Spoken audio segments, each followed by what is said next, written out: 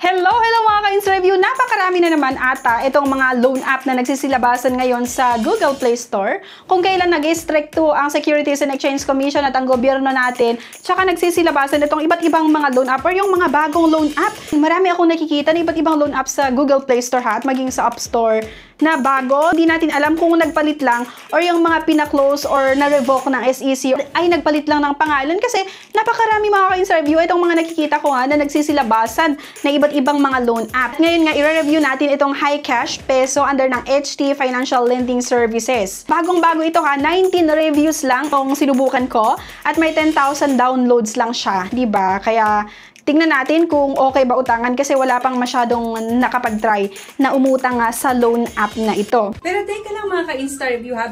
Ngayon dahil tag-ulan na at uso ang brownout, minsan inaabot ng 1 to 3 days, kailangan mo ng Orasure OL100 Pro power bank na may 100,000 mAh. Super laki ng capacity kaya kahit ilan ang i-charge mo dito, kayang-kaya at mabilis din ito mag-charge ha ng mga gadgets, mga rechargeable na electric fan at maging mga flashlight. So perfect na perfect nga ito ngayong tag-ulan na laging nagba-burn out.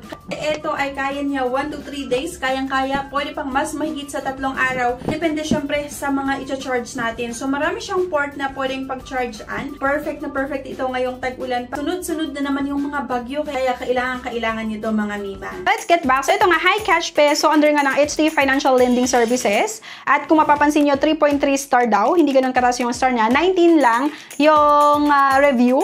So, bagong-bago talaga siya. Pwedeng umutang ng 500 to 30,000 or yun daw yung credit line. The loan is just 3 steps. So, safe and efficient daw yung loan app na ito. Easy and fast mobile loan. May mga nagsasabi dito ha sa reviews na app is not working. So, tignan natin. At nung nag-check ako nga dito sa critical na reviews, maging sa iba, wala akong nakita. Kasi nga, wala pa talagang mga nag-try. So, bago yun mga ka-Insta-Review, i-check muna natin sa Securities and Exchange Commission kung registered ba yung loan app na ito. Kasi syempre, mahirap naman yung download lang ng download, apply lang ng apply na hindi na-check sa Securities and Exchange Commission. So, ito daw ay kumpanya or under ng kumpanya HT Financial Lending Services PH Corp. Ay SEC number pa to ha, address unit, diba? Nilagay naman nila. So, kapag nagtatry kayo na umutang sa iba't ibang loan app, lagi nyo i-check yung may nakalagay na about this app kasi lahat ng mga details nila nandun. So, nung nag-check ako sa Securities and Exchange Commission, itong kumpanya HT Financial Lending Services PH Corp, hindi siya registered kasi no result found. Diba? So, ibig sabihin, hindi pa to registered sa Securities and Exchange Commission, pero kasi dito sa kanilang app or about this app, may nakalagay na SEC number. So, ano ba? Totoo ba to? May SEC number na nakalagay pero hindi pa registered. Pero diba, hindi natin alam kung hindi pa nag-update yung app ni SEC or ng Securities and Exchange Commission. Pero kasi yung nakita nga natin ay hindi pa nga naka-registered itong loan app na to. Mabilis na cash loan para sa mga Pilipino daw. Sabi, ligtas na platform, lisensyado ng SEC at bank level security. Pero, nung nag-check tayo sa Securities and Exchange Commission, hindi naman registered, diba?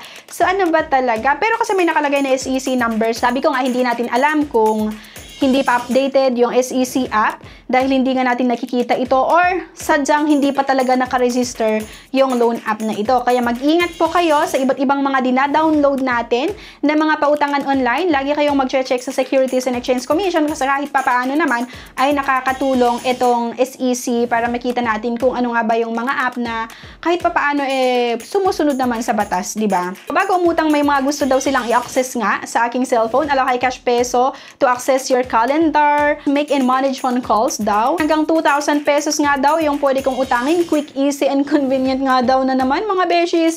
Itong HiCash Peso, pero totoo kaya.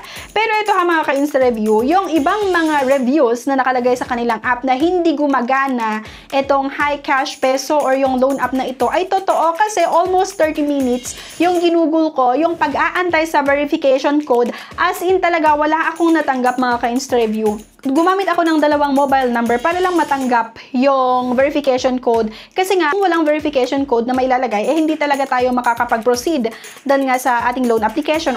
Gumamit ulit ako ng isang cellphone para lang masubukan nga na umutang or gusto kong matry talaga yung loan app na ito kasi bagong-bago nga. Pero Dalawang magkaibang cellphone at dalawang mobile number na magkaiba din, wala talaga akong natatanggap na verification code. Kaya, mga nag-try din dito or yung ibang mga reviews nga na nilagay ng mga ibang borrower or yung mga nag-try sa loan app na ito ay totoo na talagang hindi gumagana itong app nila.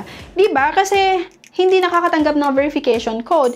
Pero okay na din na ganun, di ba? Kasi hindi nga ito registered sa Securities and Exchange Commission. Ba't ka uutang sa isang loan app na hindi legit? At kapag hindi legit kasi, wala tayong proteksyon. Ibig sabihin, kahit mura-murahin nila tayo, kahit iharas nila tayo, kahit takutin nila tayo, okay lang kasi hindi naman sila registered sa Securities and Exchange Commission. Wala namang habulin man sila. Medyo matagal-tagal kasi wala silang mga details. Pero ayun nga, hindi natin alam kung hindi lang updated yung site or yung app ng SEC.